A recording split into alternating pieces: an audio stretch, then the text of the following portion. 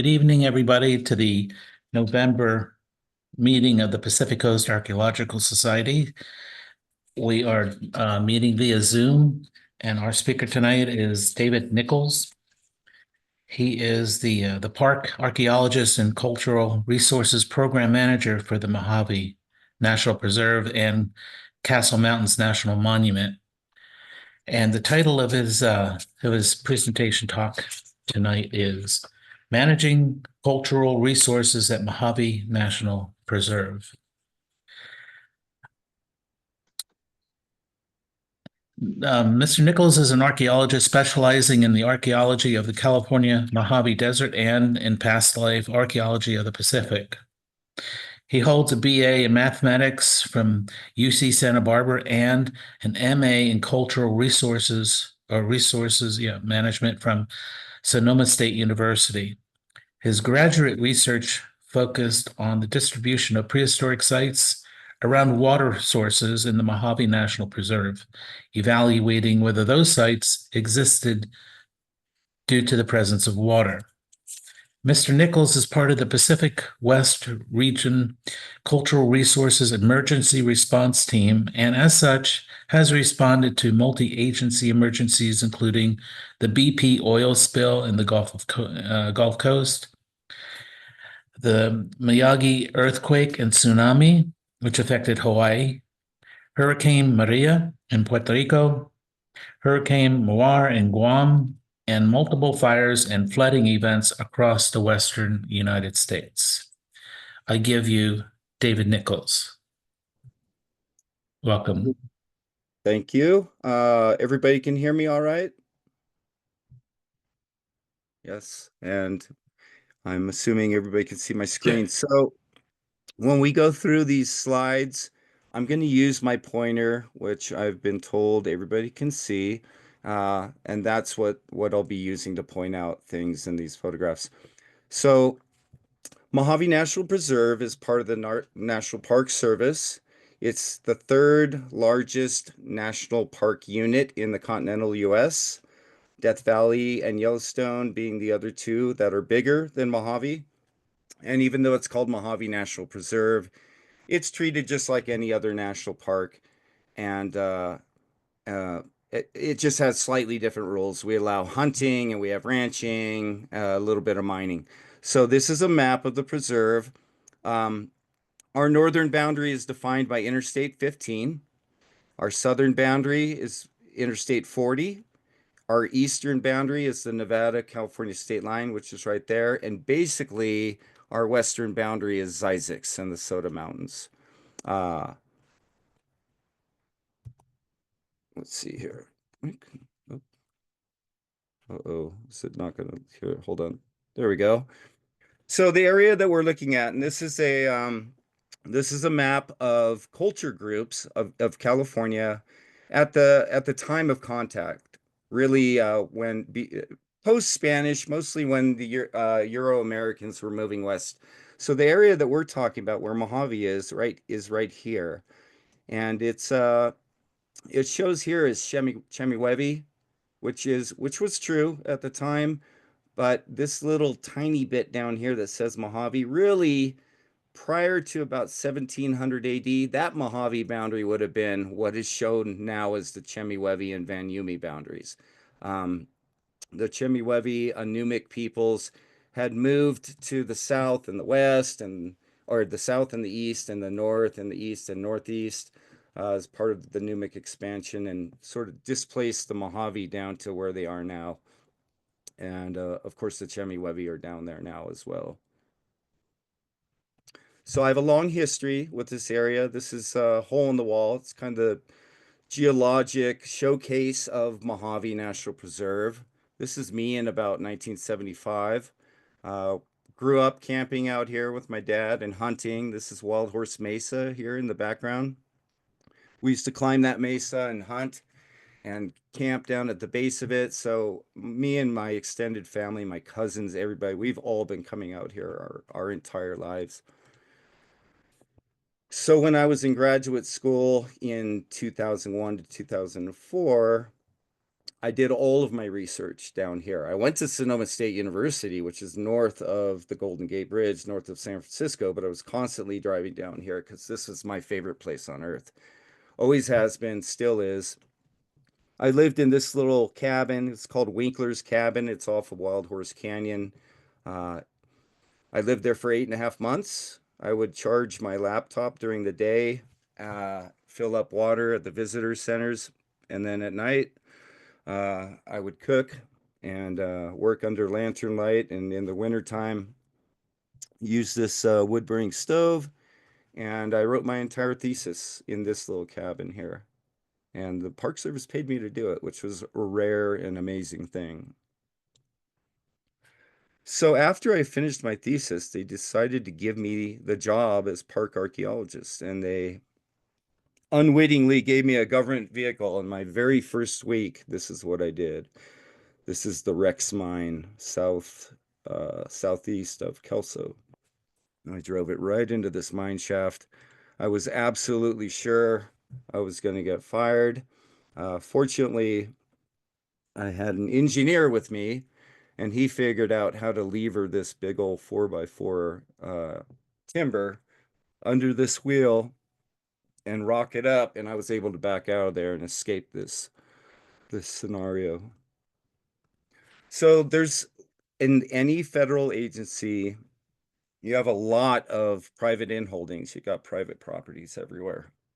And this is an example of we have public roads crossing these private properties, and you don't know what to expect. And in this case, I had to cross this property to get to more federal lands to go evaluate some sites I was looking at on the other side.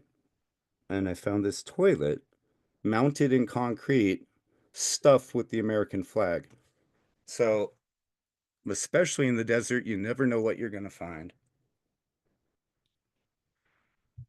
This also was very early on in my career out here. I don't dress like this anymore. It was summertime. Snakes everywhere. I'm wearing pretty comfortable hiking boots, but shorts. I never wear dress like that anymore in the field. I now wear long pants and snake guards when I'm working in these areas at this time of year. And this is just an example of the sorts of things that you might find that look pretty inconsequential, but the example here is this is the first thing I found, these two duck stones stacked on top of this granite boulder. And I was like, you know what, this thing, is it really worth documenting? And it's the evaluation that we all have to make in the field. You have to decide what this thing is. And obviously it's cultural, right? Mother Nature doesn't stack stones like that. So the lesson from this is I got out my clipboard, I got out my graph paper, and I documented this thing. Well, 20 meters further down this slope, I found another one. 20 meters beyond that, I found another one. And then 20 meters beyond that, I found the last one, and it was in the middle of a huge village site. There was middens, there were two springs there was milling stones, there were artifacts, there were projectile points everywhere. So it's obvious that this was some sort of markers that were leading to this village sites. So the significance of these two rocks stacked one atop the other on top of this bedrock is that it was significant to the location of that village site. So we have pottery out here, and it is Mojave. It's attributed to the Mojave Indians. The two tribes that were predominantly in the area were the Mojave and the Chemehuevi.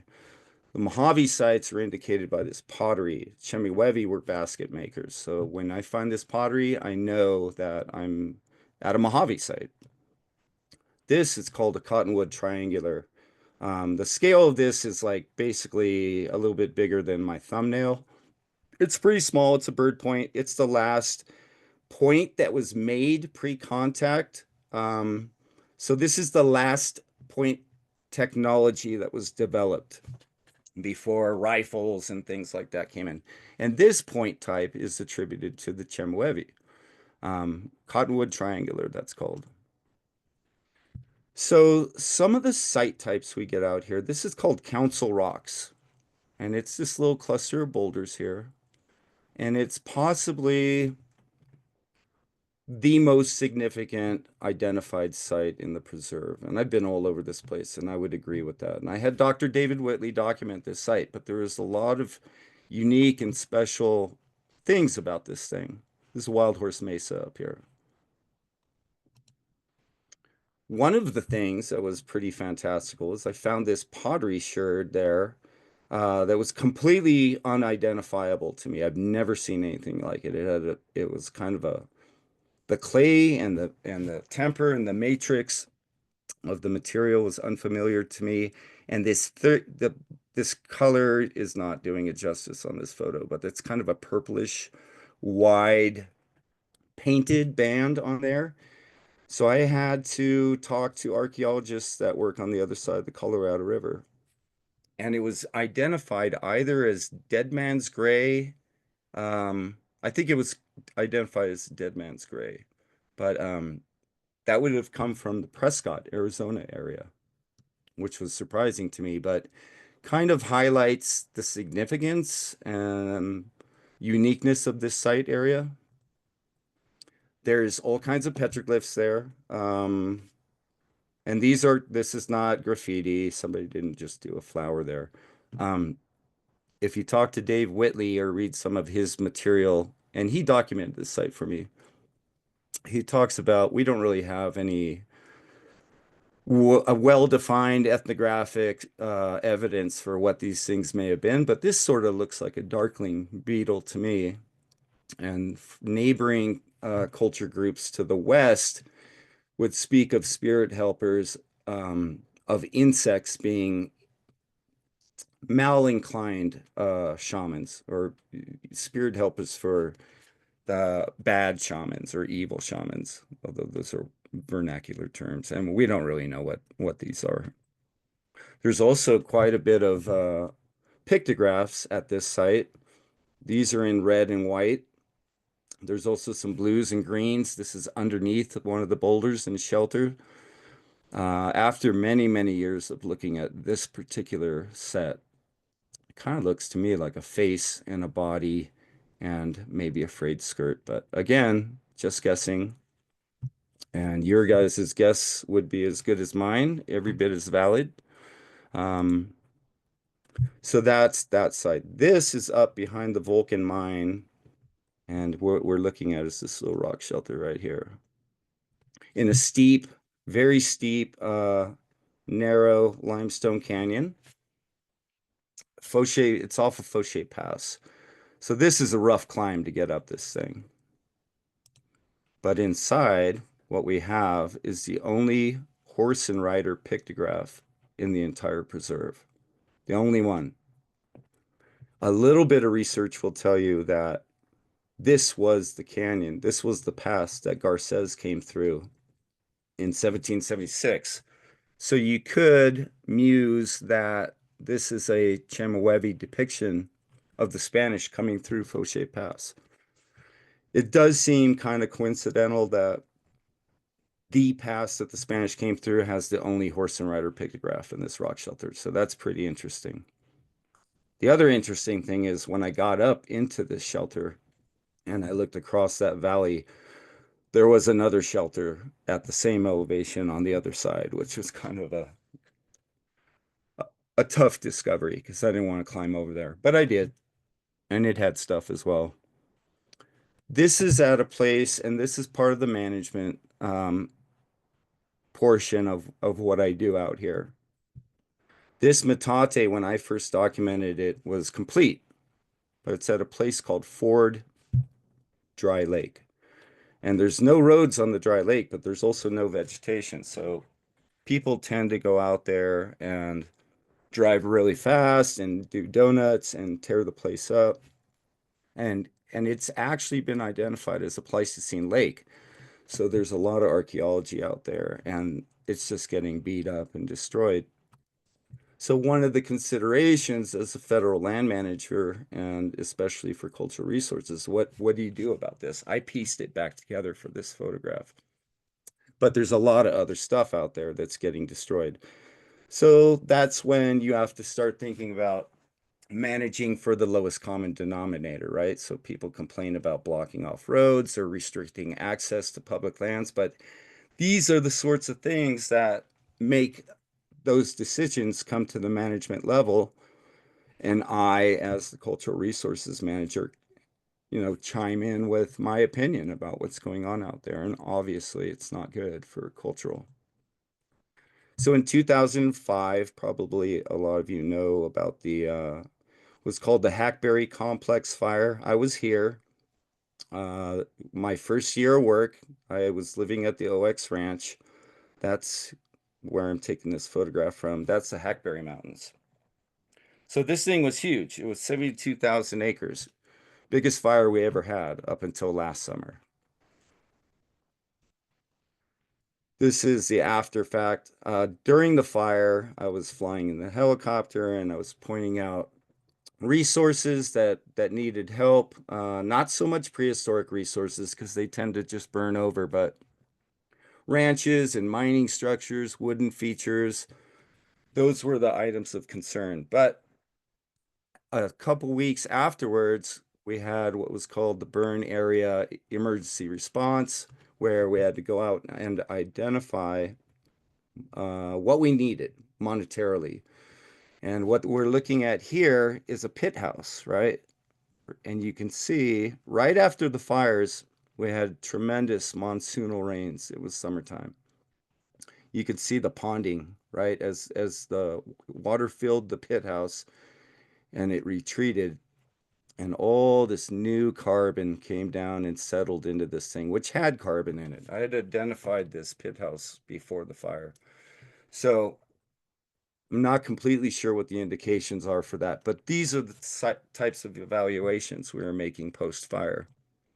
Now this one also completely different part of the preserve in the mid-hills. And you can see my pack up here. And what I identified, it was a large habitation area. It had an upper area and then a lower area down here, but it's on a slope.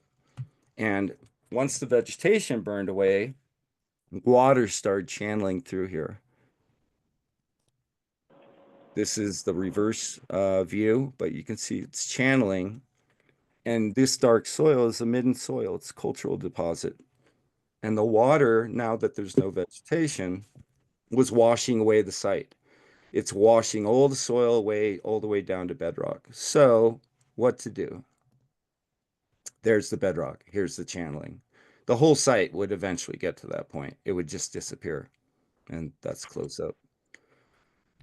So what I talked with BLM people, Bureau of Land Management. I talked with other people that had dealt with fires and with similar problems like this. And it came down to stabilize the site with a seed-free sort of potato sack-like cloth, fiber cloth, and and also channel the water away from the site. So we've got wattles for that, and then we've got the laydown material. And at that time, we had wranglers in the park. We were spoiled back then. This is us. There was no roads into the site, so we had to pack it all in. And this is us. The site's on the other side of this pass. And this is the site. So the ladies, our wranglers were ladies, they just dropped everything on site. We pulled up the dead vegetation. It was me and one other archaeologist. First thing we did was lay down the wattles, right? So the idea is to channel the water away from the site.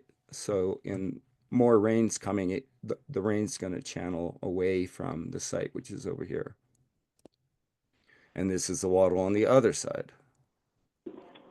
Here's our first soil stabilizing roll of that material, and we're going to roll it on this entire site. And every place that you see a colored spot, that's where we drive a pin to hold the material down. And you roll it over boulders, and this material is meant to naturally break down over a few years. And there it is. We covered the whole site. There's the site completely covered, and you can cut it to size, right? So this is a resource strategy. It was a mitigative measure to counterbalance the loss of vegetation that stabilizes the soil. And this material, again, is meant to break down after a few years. And that's exactly what happened. This biodegradable material broke down. I was monitoring it every year. I'd go in there, and I don't have a photograph of it now, but this is all recovered. It's all covered in vegetation, and there's no vestiges of this material left anywhere on the site, which is great. So now we'll talk about some historic structures. We have a bunch of these ranching, homesteading, mining, and railroading related structures. I compete for funding with the same national parks that are looking for funding for the Statue of Liberty, the St. Louis Archway. And usually I get funding because my projects are pretty tiny compared to those. And what I'm trying to do is arrest decay and keep these structures from collapsing. This place is called the Lariu Cabin.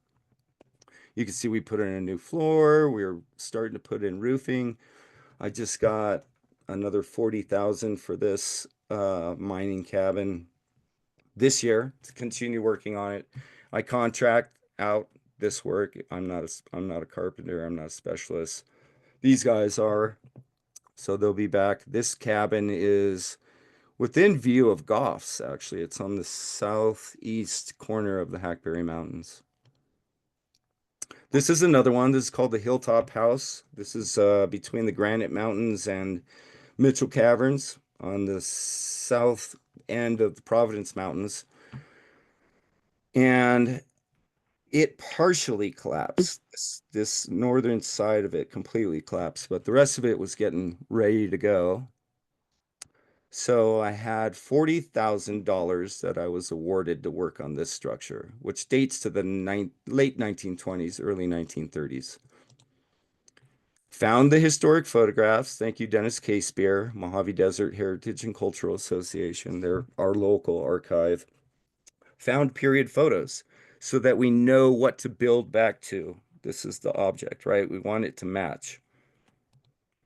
Here's our guys at work. That amount of money, we are able to actually hire and train cultural resources, uh, basically carpenters that knew how to restructure historic buildings to match, especially the photographs. And this thing turned out to be a huge success. So if you remember those previous photos, this is what we built back to. This we did probably 15 years ago. So we need to go back and touch it up because it's not looking quite this good anymore. And these cabins, when we redo them, they have doors and windows and stoves and fireplaces, and they're open to the public. First come, first serve. You don't have to make a reservation. You don't have to tell anybody you're going. So this is part of the fun stuff I get to do. This is Providence. This is one of my hand-drawn scale drawings of a building, set of buildings at Providence Ghost Town. I don't know if any of you have been there. It's two facious ash stone structures, not wood, which most things were out here. So this is stone buildings. And there were, I think, 60 stone buildings out there in mostly decayed, but some structure, enough left to identify the footprints of these things.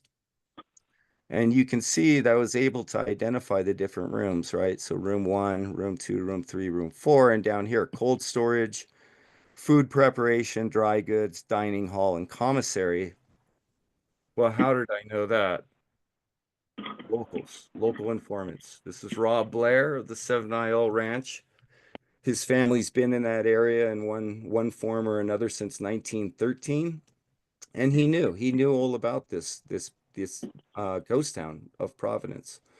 And I was able to interview him and take notes. And when I was restructured, remapped, and we actually did some work, stabilization work on those buildings. I knew what I was working at.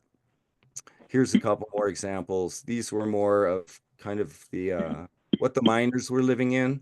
It was a company town, so that building that I just showed you, that drawing was pretty formal. These are what the miners are building, leveling off soil areas and building up with limestone.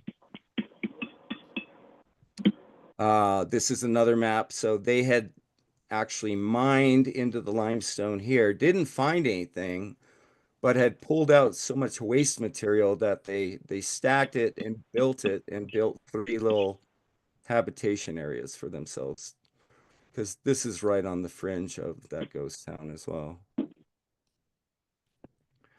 So this was an exciting excavation I got to do. It was on private property. The Park Service frowns upon doing excavations because they're so impactful, right? Once you dig a site, you've sort of destroyed the site, but I only put in 2 excavation units in this thing. This was on Dennis K. Spears' property, again, Mojave Desert Heritage Cultural Association. Took us a month to do this excavation in this rock shelter. We did it with volunteers from Dennis K. Spears' group and then a group out of the Bay Area called the Desert Survivors. And it was a really fun time. We just camped on site and set ourselves up. And we put in 2 excavation units. So I put two 2x1s. So it's 2 meters by 1 meter. I'm back here and I put one in the center of the rock shelter where the living area would have been. And you can see by the curvature of our line laid out here, this hump, this is where the waste material was being thrown when they were cleaning out the rock shelter. So I expected to find discarded refuse here and intact living stuff in the floor of the cave. This is the one in the floor of the cave. So I expected to find intact, dropped, and buried artifacts here versus the one that was on the drip line out front. This unit went down 2 meters, which is huge for a desert site. It was kind of unbelievable. And we got lots and lots of material. This is a proof that I actually do work sometimes. I get to excavate sometimes. We got lots of shell beads, 4 different types. This is one of the 4 types. And they were coming from both the coast, the Pacific Ocean by Ventura, Santa Barbara, and also from the Gulf of California. So there was trade moving up Colorado River and also coming across from Chumash territory. Big, huge pieces of Mojave pottery. That was the only kind of ceramics that we found, which makes sense. And lots of it. And it went all the way down the whole 2 meters. And then we're missing a part of a hafting element here, but the tip would have been up here. There's the desert side notch. This is also associated with the Chembi. So, they were using the shelter as well. Humboldt Cave or Humboldt Concave Base. And this is just a very small sampling of a lot of points and artifacts that we had found. I don't show it here, but in the top 5 centimeters of this excavation, I had a Spanish trade bead from the mission period, which was pretty cool. A little blue glass bead. And then this one is the point of a projectile, and it's undiagnostic because we don't have the base, but more of the point of this photograph to show you what you get with a master's degree in archaeology. Ripped, torn, beat up fingers and hands. This is in the northern end of the New York mountains, a place called Keystone Canyon. It's the Bronze Live Oak Mine. It's the only raised trestle we have in the preserve. So the ore carts were coming along here and dumping into this ore bin, and it was all collapsing. You could see the ore bin was collapsing, and it was pulling this trestle away with it. This is a view from the bottom up. And this is a view along that trestle, and it's just failing. It's failing downslope, down canyon. So this one, I got a little over $100,000. It's a unique resource. We found it eligible for listing in the National Register of Historic Places. So it hit all the check marks, right? It still had the ore cart rails, which is pretty rare because a lot of that stuff got pulled up for World War I and World War II. And I ended up going with the University of Vermont School of Mines and Engineering. And they came out here and camped on site.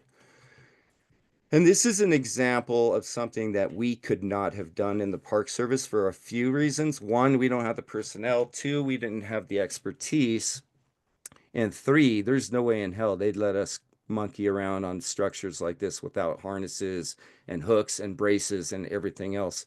And this guy right here did the whole project in cowboy boots, like the pointed kinds you wear to dances and stuff.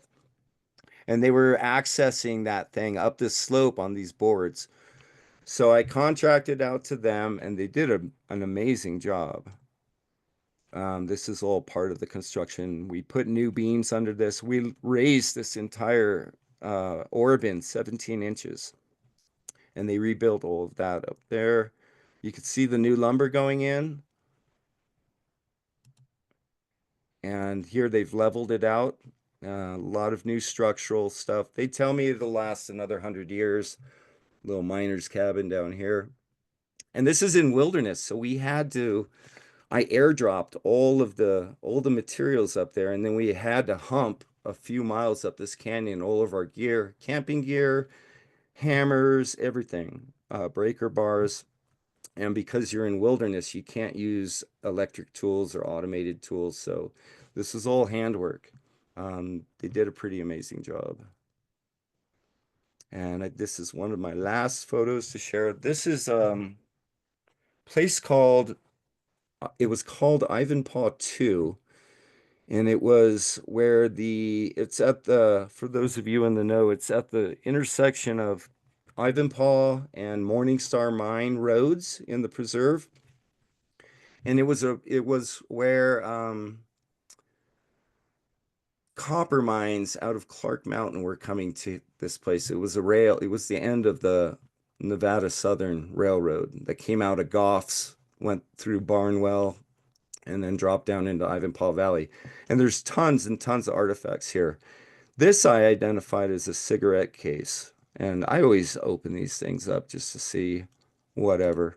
But this one, amazingly, it dates to about 1912, and it still has intact the silk liner with the literature on it, which is pretty amazing.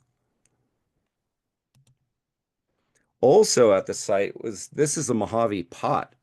So we know from historic literature that Mojave helped build that railroad. So they would have had traditional items with them. And in this case, they had this painted pot, probably for water, for personal use, and dropped it on site. I actually set up a grid over this thing and collected all these pieces and had a ceramics expert try to refit it back together for me, and he gave up. He couldn't do it, which was very disappointing, but we have this pot now in our collections. And that's it. And this is up at that Keystone mine again. We were all camped up on site. End of the day.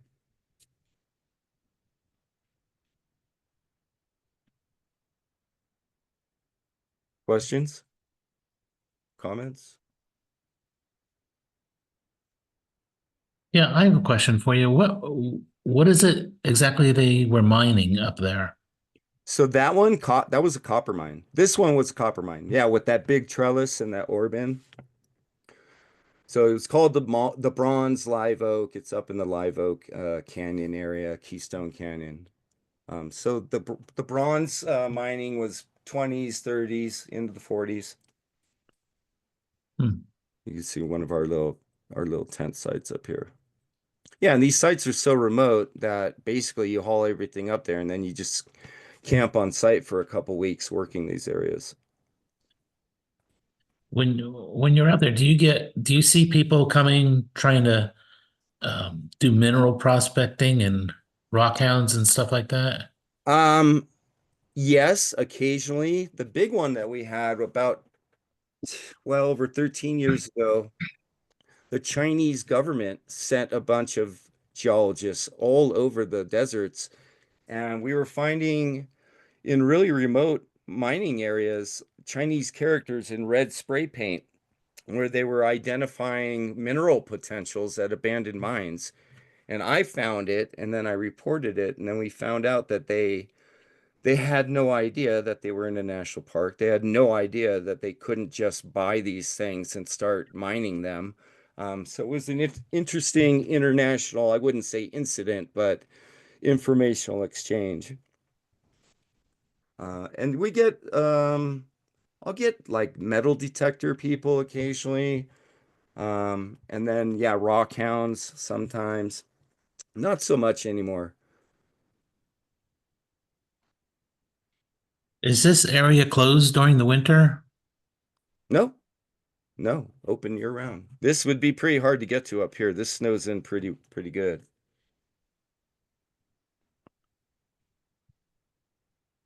Yeah, if there's any other slides you want me to go back to Yeah, also. Really interesting talk. Oh, thank you. yeah. Different question. You mentioned the fire in 2005. Yeah. There The were fires 2 years ago, maybe? not this past summer, the summer before this one Yeah. that just passed. That one was Any dis any discoveries? no, well, so back in the day when we had sensibly sized fires, we'd go and survey 100%, right? Because all the vegetation's gone. Excuse me. Um, but now, I mean, that was a 114,000 acre fire 2 summers ago. We never thought we'd have a fire larger than the 72,000 acre one, which was this one here. And yet we had a 114,000 acre one. And so, well, the one thing I did find was in Barnwell, which was a town that dated to the 1890s, um, it had, and I had read this in the literature, it had a Shasta water bottling plant there. And there's nothing there when you go there. It's hard, it's really remote, it's hard to get to. And I was like, I'd read about and I didn't believe it. Well, once the fire went through and I was running around evaluating resources that had burned over, I found it. I found thousands and thousands of broken Shasta Water Company bottles from the period from like 1913. And then I went on the Shasta Water site, the Shasta Company site, and read that back in the day they had special glass-lined box cars that they would fill with their water from Shasta, California, Northern California, and they would ship these boxcar loads of water to these remote areas, and then they'd set up a little bottling plant on site and bottle the water there. And that's what this was. So that was a new discovery from 2 summers ago fire. But mostly we just lost a lot of stuff. We lost some pretty significant ranching features, cattle scales, corrals, wells, lost an entire mining camp. It was called the Sagamore Mining Camp, which had multiple cabins and a barn and wood-lined wells, and it all burned. And a really interesting feature is the railroad that went from Barnwell to Searchlight had these really unique, it had a lot of stone culverts under the railroad, but it had a series of very unique wooden culverts, right, in the drainage areas, and every one of them burned, which was a shame because I never really got around to documenting those. So no new discoveries, but the more I tromp around in those burned areas, the more we'll uncover, but kind of a desk jockey these days.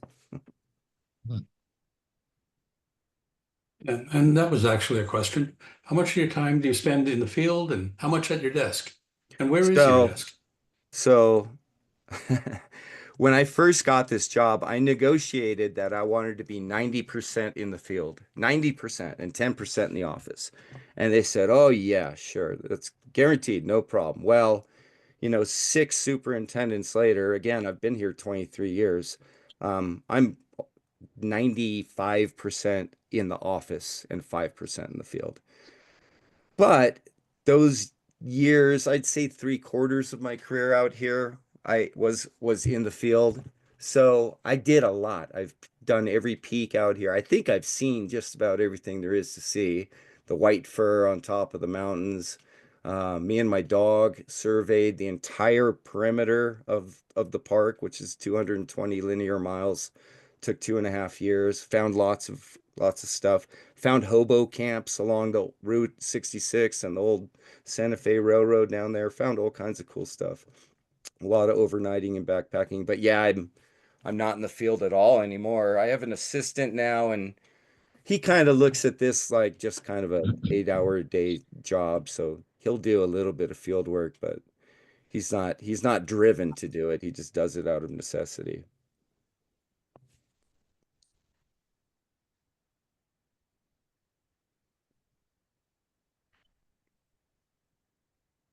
What's on your horizon that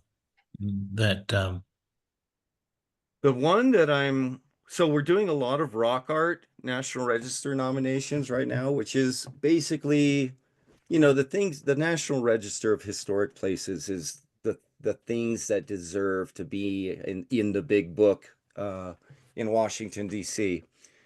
So I'm doing a lot of rock art sites right now, and I'm not a rock art specialist. I'm more of a generalist in archaeology. So I've been contracting those out, but we've been getting them listed in the National Register pretty successfully. Right now, under consideration is Cow Cove is being reviewed, and Woods Wash, no, Watson Wash, Woods Wash are two rock art sites that are going back and forth between both the State Historic Preservation Office and the keeper of the National Register. And, you know, we bat them back and forth with edits, but they eventually end up getting listed. That's pretty big. And then the one that's really blowing up is there was a small black homesteading area uh, in Landfair Valley, just to the on the east side of the preserve in they were practicing dryland agriculture out there, 1910 into the mid 20s. And they were growing pumpkins, and there were peach orchards, and there was the school foundations are still out there, and the post office and the store. There's a lot of cool features out there. And we did an ethnographic study of the African American homesteading that happened out there, which actually turns out to be pretty significant. They had their own school, they had their own post office, they had an orphanage. Um, and the sites are just there on the ground. You go out there and walk around, and they just up and left. When it eventually failed, they just like all the homesteaders just kind of got up and walked away. And that right now, the California African American Museum in Los Angeles, in downtown LA, uh, has a small exhibit of some artifacts that we collected there and the story of that community. And we've interviewed descendants that live in Rancho Cucamonga. Some of them still own some of those lands out there and come out and visit them, which is pretty neat. Um, so we did archaeology study on it and the ethnographic study. So that's kind of the big one that got national attention, at least in the Park Service, but a lot of papers, LA Times, a few others have written articles about that study and about that occurrence. Presently, through January, I'm actually on loan to the Bureau of Land Management in Eastern Oregon, reviewing reports and helping them out from the perspective of the National Park Service, which, if you can imagine, is a very different perspective than that of the Bureau of Land Management. It's interesting. I've never worked for the Bureau of Land Management, but I'm helping them out right now. Um, and then again, I got funding for 2025 for a couple more of these cabins. One's called the Rousel cabin, the other's the Lariou cabin. and hopefully we'll get those in to a much closer state where they'll be habitable for the public. But we have quite a few of these that are done that people just absolutely love them and take care of them. And I found that if I don't get these things to where they're looking pretty good, people will just shoot them till they fall over. Have you come across any paleo material?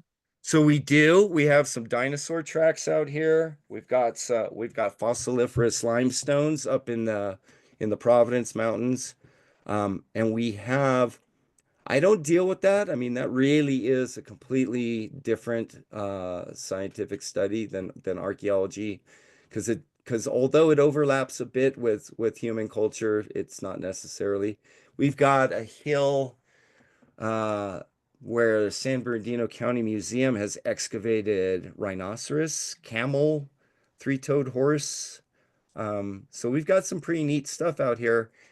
We don't get any research permits that want to go after that stuff, interestingly enough. I'm guessing maybe we're not the best place to come look at that stuff, but I don't know.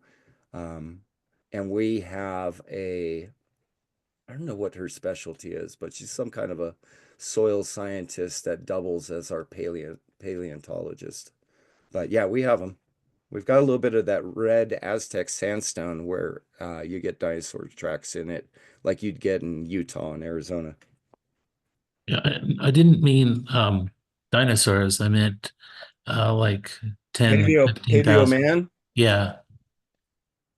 So we get late Pleistocene stuff, pushing 12,000 years, and that material tends to be around the big dry lakes, like Ivanpah Dry Lake and Soda Dry Lake over by Zzyzx. And it's called the Lake Mojave complex, and it's akin to, but a little bit more recent than like a Clovis or a Folsom thing, where you've got those fluted points. Ours are more stemmed points, although Clovis has been noted here and there in California. I haven't found any, but we find these Lake Mojave complex things that, um, I wouldn't call them paleo, but a late Pleistocene is just how we refer to it. How much of your funding cycle that you're describing for these different projects is driven by Section 110 versus Section 106? So, so when I come up with the projects, they're 100% Section 110. Okay. But when they're driven by facilities, or they want to put a bathroom in, or somebody wants to do something that's going to affect the cultural resources, then it's 106 driven. So, and in the National Park Service, we're supposed to be balanced. Most of us agency archaeologists get caught up in 106, which is just doing the legal minimum of compliance to get projects through while taking care of the cultural resources that are potentially affected. Now, this thing that you're looking at right here, this was totally a 110 project. It's remote, nothing was ever going to be happen there, but my 110 responsibilities, which include uh, managing resources in the condition that they're inherited, which this thing at least was standing and it started to collapse on my watch. So if I'm going to throw money at it, I'm going to get it back to a better stage where it's going to last a little bit longer. Inventory, when I do surveys, like I talked about surveying the entire boundary of the preserve with my dog, 220 miles. That was actually a combination. So it was my idea to do it as a 110, but the argument that I made was a Section 106 of the National Historic Preservation Act argument saying, hey, the Bureau of Land Management is building, or at least proposing to build, solar and wind farms right along our boundaries. Well, I don't know what we have along our boundaries, so I can't go into these meetings with any knowledge about what resources may be affected. And that would be, because they're building on their lands, it would be mostly visual effects, right? But that was over a $300,000 proposal, and they funded it because the argument was real. It was they were like, yeah, you're right. How are you supposed to? How is the National Park Service supposed to speak to effects to their resources if they don't know what they are. So that one was great. It started in my brain, it was a 110, but there's no way they would have funded it. But so I fashioned the argument as a 106 potential effects argument. Thank you. Mm-hmm. Is there any other questions from anybody? Well, David, I really, really, really appreciate you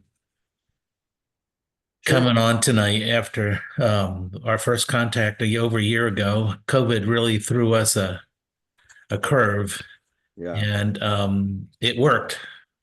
You came and you made a very good presentation tonight. Thank you very much. And thank everybody for joining us. I wanted to offer, I'm going to give you this award certificate here, the presentation tonight. I'll be sending that to you.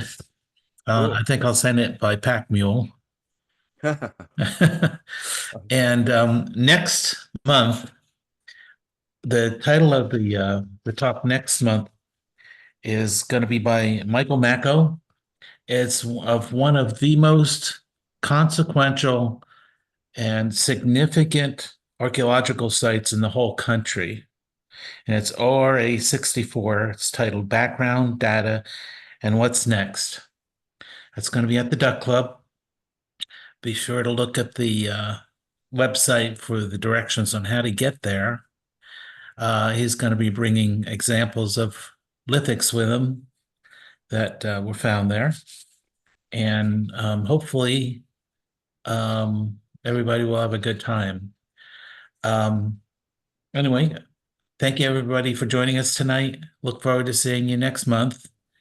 And David, you get some rest and put that heater on. Oh yeah, I got the stove burning. All right. Good night, everybody. Thank you. Thanks a lot. Night. Night, everybody. Good job.